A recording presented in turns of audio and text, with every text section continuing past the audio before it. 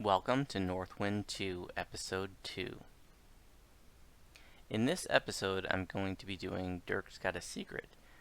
Surprisingly, I've never done a video of that quest. I don't know how that happened, but I chose this one because it has a nice little lobby club called Muckbane that you can use to beat on oozes, which can be nice to have on a Druid now. See, before Update 38, if you were fighting oozes, you could just switch to wolf form and melee them in wolf form, and the oozes wouldn't damage your weapons when you were in wolf form. But unfortunately, that has been changed. So even when you're in wolf form, your weapons do get damaged. So you can no longer rely on that to fight oozes. And for some oozes at this level range, all you got is like your fire and cold spells. So you can't damage some oozes with your spells. So having a little ooze beater can be nice.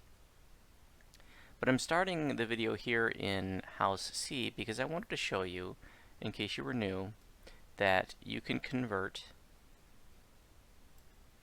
any set of handwraps, whether they're name or random, into a collar for your wolf just by using a few essences. So all you're going to do is go to the device workstation here in House Caneth. You may even have one on your guild ship, like in the cargo bay of your guild ship. And I believe there's also one of these in Evening Star. You just take the hand wraps and you slide it over there. And you see you have two options, companion collar construction. And the only difference here is that you can make the companion collar out of the hand wraps using mechanical trap parts or just using Caneth essences. So whatever you got, and you just choose whatever option you want. They'll both give the same result. It's just the ingredients used to create it are different. Hit construct, and now whatever those hand wraps were are converted to a collar for your wolf. I'm not using this one, I just had it as an example to show you. But speaking of the wolf, I have enjoyed having him out. I've done several quests since episode 1. And he's only died once. I've been doing R1s, and I'll show you what quests I've done. And I only did the stealthy repossession once. Normally I would do that on R1 and Elite, Hard, and then sometimes even normal. But I'm only on a second lifer, so I don't need as much experience as I would on a third lifer and beyond. And plus, I didn't have any invis pots left, so. And the one run had gotten me to level 2, so that was good enough. I did, let's see, after that I did Information is Key on R1, and I ended up doing that one solo. And then I had somebody join me for Haberdasher, who stayed for Durk's Got a Secret. And then I ended up doing Butcher's Path alone. That was a little intense, but I made it through. I went in cap one time, and that was the quest in which the wolf died, but I didn't end up dying. I stabilized and it was able to finish it up. It probably took me, I bet it took me 20 minutes to do that one. I do appreciate that one of the guys that was grouping with me before that let me get ship buffs from his ship, so you see I got ship buffs now.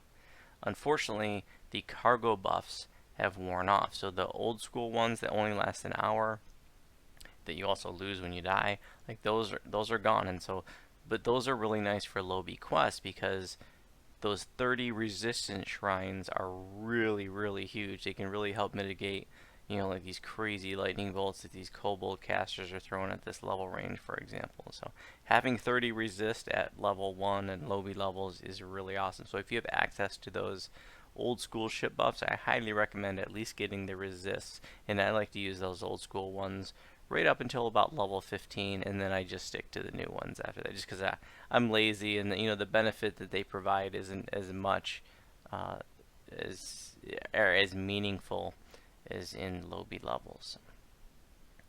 Okay, so that's what I've done. And of course I don't have any new feats this level range, but I will mention that I do have both Empower and Maximize, as I mentioned. Now, when I first started playing Druidcaster, I remember looking at somebody else's build that took these both right away, and I said, hey, Druid doesn't have a spell point pool to be carrying both of those right away. And they said, well, you're mostly just using SLAs right away, and you can apply meta magic to SLAs for free. So that's a very important point, that make sure that you have your meta magics applied to your SLAs. And that they do apply for nothing. So here's my SLA of Produce Flame, which I can maximize and empower for free. So you can see I've selected to turn Empower and Maximize to Always On. You can just right click your spell and it brings up that little tooltip, and you can toggle whether it's always on, always off, or standard means whatever you happen to have the meta magics toggled as. But whatever you have those toggled as, you can still independently turn them always on or always off. So for the SLA version, I have Empower and Maximize always on, but for the regular version, I have it always off. Produce Flame is a pretty cool spell, and as of update 38, the projectile speed of it was increased dramatically, so it hits its target a lot faster than before, where it was so slow you could literally outrun the spell. It was pretty ridiculous. So that was a nice little change. Even though this is a pretty cool spell, it is not worth maximizing and empowering. It's just way too costly, so I keep all the metas off for that. Even at endgame, I do like to use that, but I turn them all off, and that way it's 6 spell points. And you start putting metas on there, it's going to be way too expensive. I am finding it tight. Normally I wouldn't take Longstrider. Like I said, I have a Quiver of Alacrity on all my tunes on my main server, and that helps me run around really quickly at level 1. But I don't have that here. And so having to slot Longstrider here has made it a little bit of a juggle for me to squeeze in the other spells that I want. Now, I've been keeping Entangle because it's nice crowd control, but this last spell I've been changing out between like Charm Animal for Haberdasher and Jump for another quest I needed earlier, and then and Produce Flame. So I do like to carry the regular version of Produce Flame in case I need to spam something, if I have a Reaper chasing me or something like that, and I don't want to wait for my SLAs to come off cooldown. Then I can spam that. I also, well, let's see, I guess I'll mention the enhancements next. So I have worked up to get the first 2 tiers of Creeping Cold. I do want to mention, and a lot of folks don't know this, that when you purchase an enhancement like like something that would become more powerful with each tier, that you would need to slot up that's active, like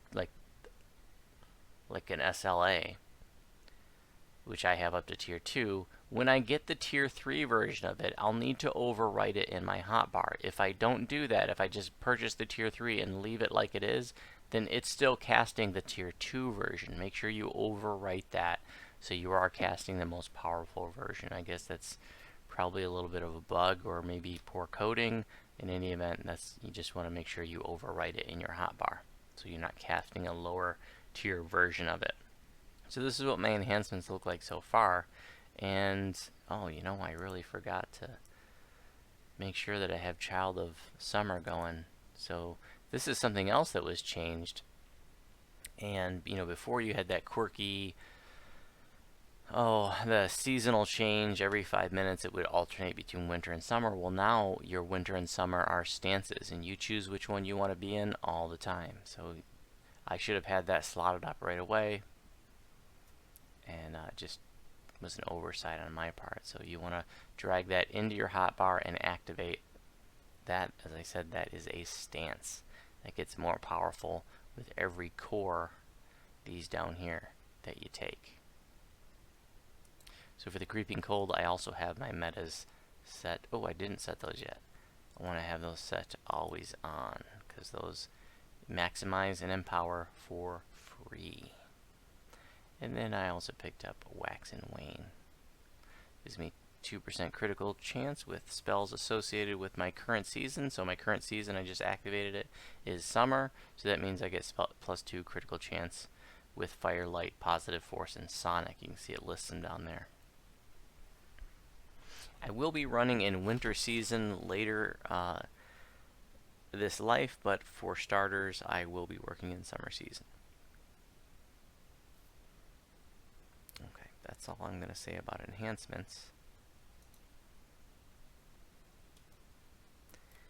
And, you know, the skills, I don't need to talk about skills anymore because, you know, like I said last time, I'm going to, as much as I can, max out balance, concentration, intimidate, spellcraft, just the single point and tumble, use magic device, and then if I have remaining points in heal. So that's going to be the same for the rest of this life. I might talk about it later on just to show you, whether or not I was able to max them out, but I probably won't go over skills in every episode because, like I said, it's just going to be the same ones. So there's my numbers are right now, not very impressive. For the pet, I do have him geared up now. So I do have hide armor on there, and there's just some hide armor that I had. I was going to use it because it has the glaciation on it, but I actually like a different set better. Now, I thought that the Druid wolf was proficient with whatever armor that the Druid was able to wear, and the Druid can wear medium armor, and hide armor is acceptable. The Druid must wear non-metal armor. That's very, very important if you're new. If you try to wear metal armors, it will disrupt your ability to cast spells.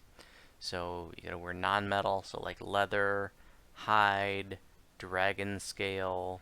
I'm not sure if there are any other non-metal materials for armor, but I know with shields there's also like crystal and bone. There's some more rare types of materials that they're made of certain named shields.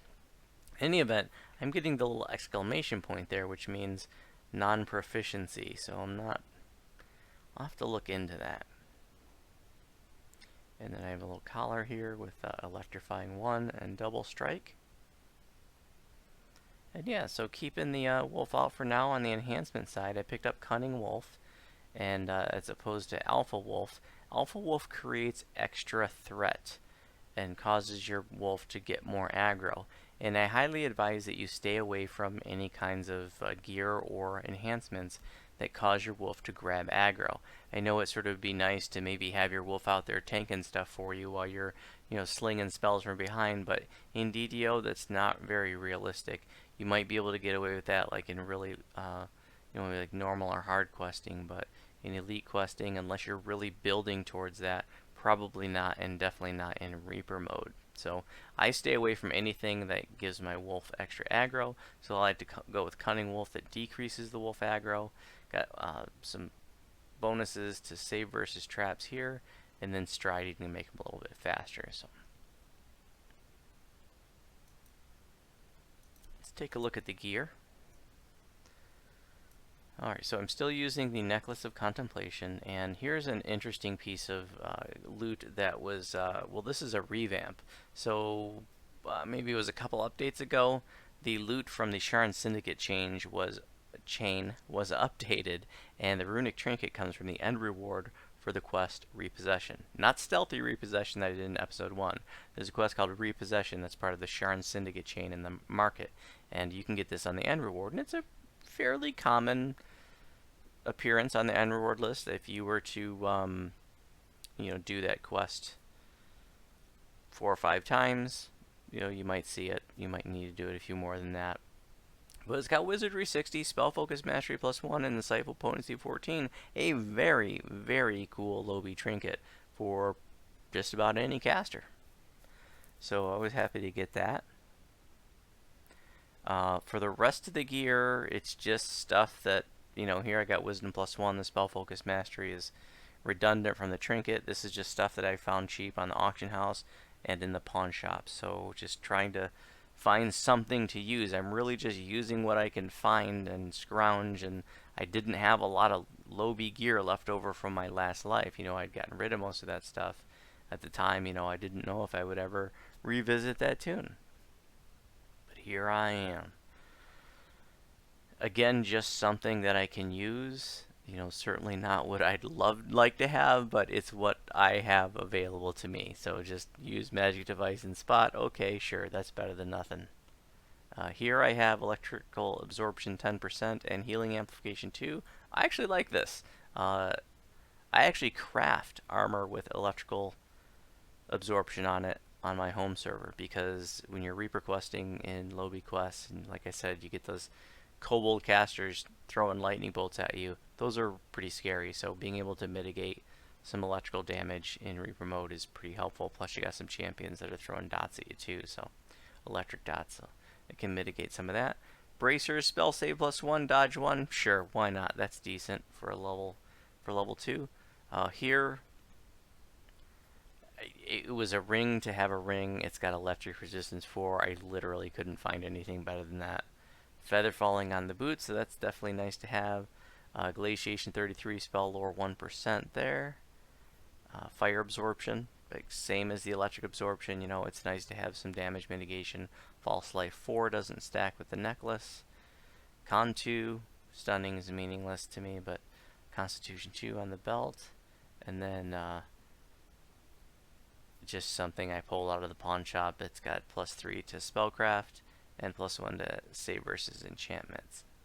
Still using the same Vorpal Scimitar of Draining, and now I have a large shield with Devotion 33 that affects my healing spells. I'm not casting any healing spells out of my spellbook right now. I'm just using potions and wands, so that wouldn't affect them. And it's got Fire Guard on it too, so you know, something to use for now. I don't think I really mentioned the Elite Spider Cult mask. This comes from, it was part of the pre-order package for Men of the Underdark, so this isn't something that's available anymore. But, you know, I did purchase that years ago, so like I said, I'm using everything available to me right now. This gives me +1 profane bonus to all skills, and +4 profane bonus to save against poison. It's a pretty cool little item. Cosmetic mask with some bonus effects. This is just a wilderness armor cosmetic, so that doesn't do anything except kind of look cool. Alright, let's go do Durk's. Alright, here I'm at Durk's, and some time has passed since I made that intro, and now I meant to do the quest right afterwards, but something came up. And actually, as I was standing around in the harbor after I had logged in over here on Caneth, somebody must have read my bio and they offered ship buffs, so I said sure. So I actually have the old school ship buffs now. If I examine myself, you can see that. So the resists will be really nice in here. And just in case you didn't know, you can actually make your wolf get those resists. So the wolf cannot get all of the old school buffs. But, oh, now I realize that I didn't have the wolf out when I clicked the big buff. So you should have your wolf out when you click the big buff at the top of the ship. But then you can have your wolf actually click on all the little resist shrines. The wolf can't get the buffs where if you have to talk to an NPC and select a dialogue option, like, sure, give me the buffs, can't get that. But the ones where you just click the shrine, your wolf can get that. Just tell them, just target the shrine, and then click the little gears to use, and your wolf will get the resists. Alright. Reaper 1.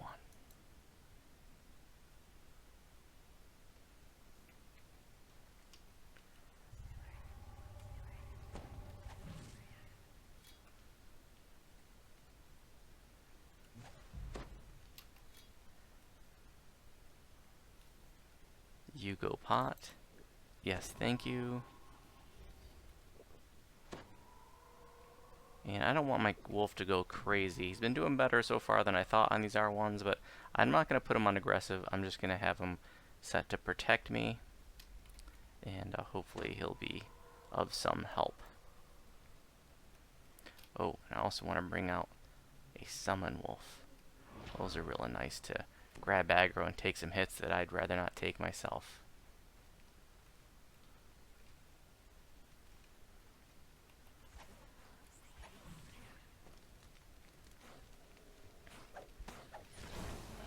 Oh, and a Carnage Reaper.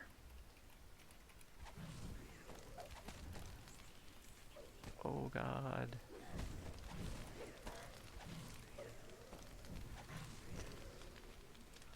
That was awful.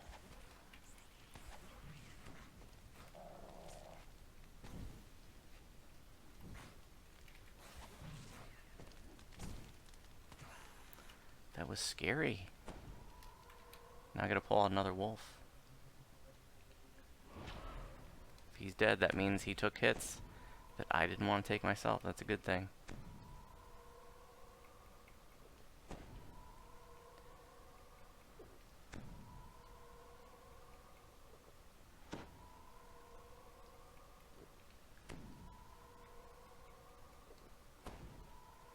Damn, that's a bumpy start already.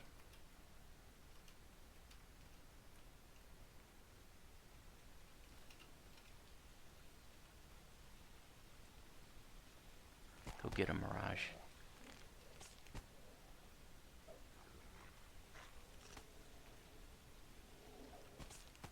I probably should set up a weapon set just for, like, unarmed. I don't even know if I'm gonna do any damage to it. Totally sucks that weapons get damaged in wolf form now. Really bummed about that change.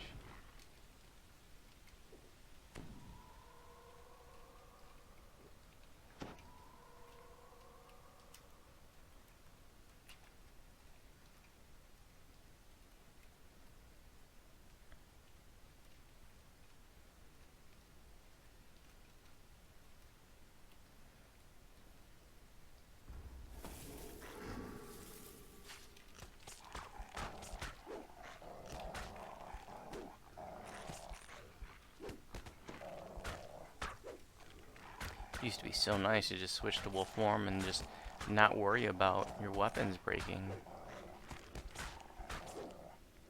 Pretty crummy change, if you ask me. That was a nice little perk.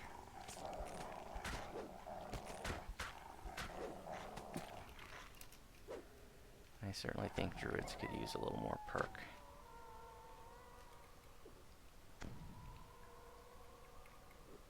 Slow going on the heels.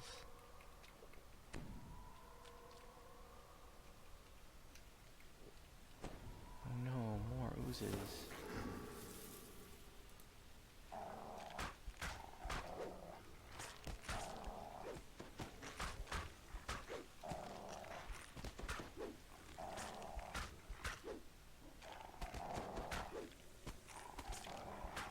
And the wolf's in trouble.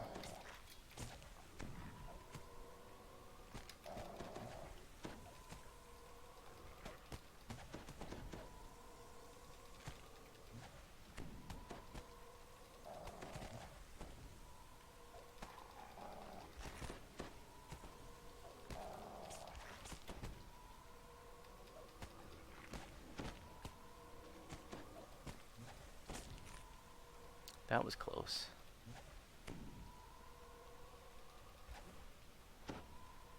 Just using wands of cure light wounds. Heal them up.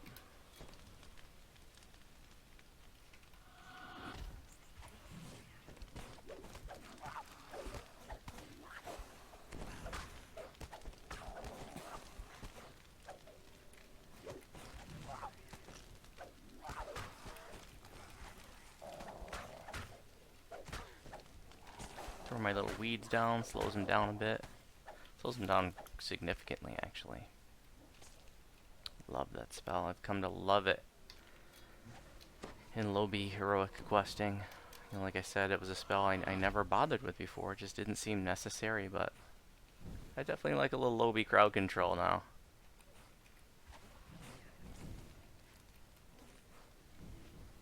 Man, looks like I need to rebuff. Why do I have that there? Doesn't make any sense.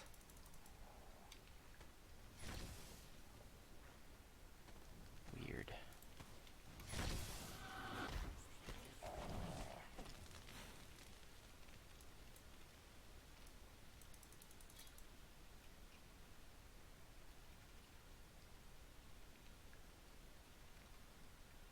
I wonder if I meant to bring a different enhancement down. No. Very strange.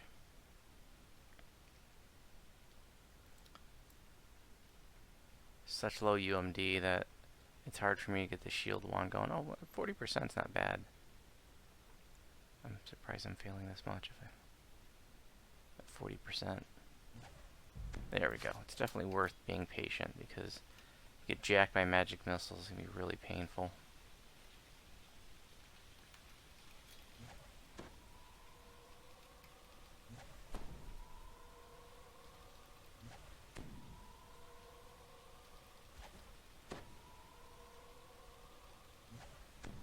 Maybe I'll tell them to park right there while I try to run through.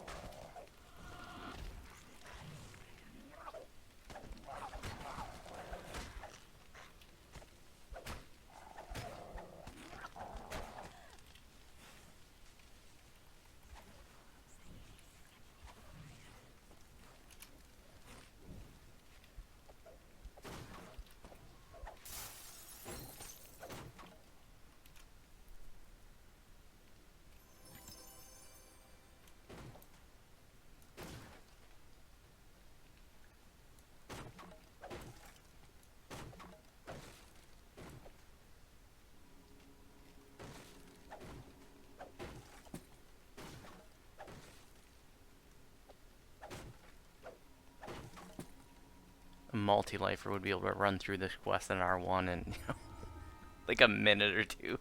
But I'm definitely not in that position on this tune. Let's bring out a fresh wolf because why not burn a little bit of mana? That way he's on a fresh timer, he has fresh health.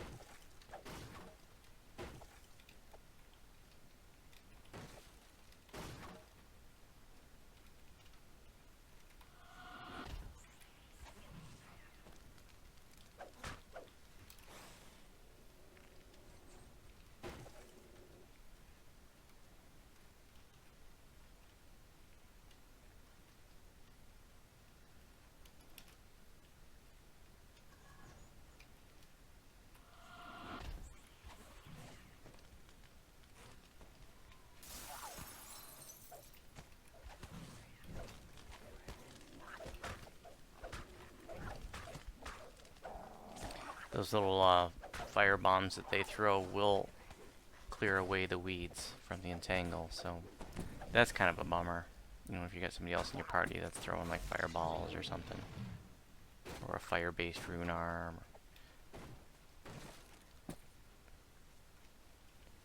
dragon breath from a dragonborn, etc.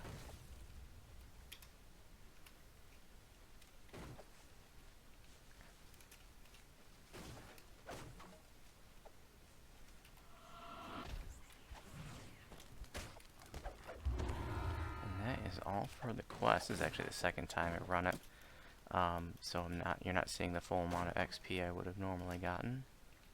A little bit more than that. Definitely a decent amount of XP for the level. This is one I like to include as part of my regular routine. And let's see if we can find ourselves a muckbane. So muck is going to appear like right over here on the map, right down here. So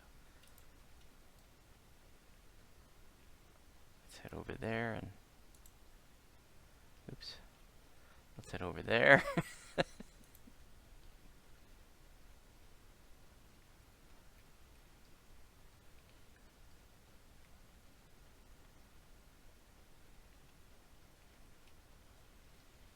The optional will actually appear here before you even get as you approach him, so doesn't look like he's there. He would be right here if he was up, but he's not up, so no Muckabane for us today.